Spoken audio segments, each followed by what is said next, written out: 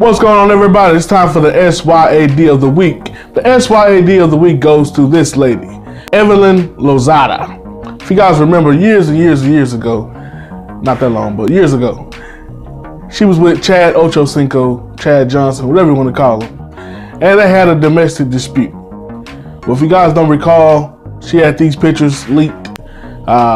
Came out that, obviously he had did something to her. Apparently he hit her in the forehead, thumped her, or something like that came out. But it was brought to attention again because the Basketball Wives is in its newest season, and Evelyn is doing what she do best, which is argue with Tammy Roman. And this is a little sneak peek of that argument. You're a liar. You lied on Chad. I lied on Chad? You know you was fighting that man all along. What? Now guys, if you don't know me, I'm mel.on.mars, and I call myself a male advocate. I say this. People always say there's never a reason to hit a woman. Well, let me quote the great Bill Burr. There are plenty of reasons to hit a woman. You just have to choose to not to. Because the laws are definitely against you. By no means did I come against Chad, or have I ever come against any other man who has put their hands on a woman like Evelyn. You can say, how you know who Evelyn is? You don't know her. Well, if you continue to show yourself as a crazy, out of control person on public TV, if you want that to be your perception, then I must accept that as the reality. That's who you are. And for any person who's been in a relationship with somebody that's that toxic and that explosive, you can't do nothing but put your hands on them for them to leave you alone. Sometimes they beg you to put their hands on you. They do everything they can to make you make that mistake. And that's exactly what happened to Chad, a mistake. But Tammy said it best. I can imagine, I definitely agree that Evelyn was definitely putting her hands on Chad. I'm tired of this effed up world that we don't stress that domestic violence is a horrible thing on both parts.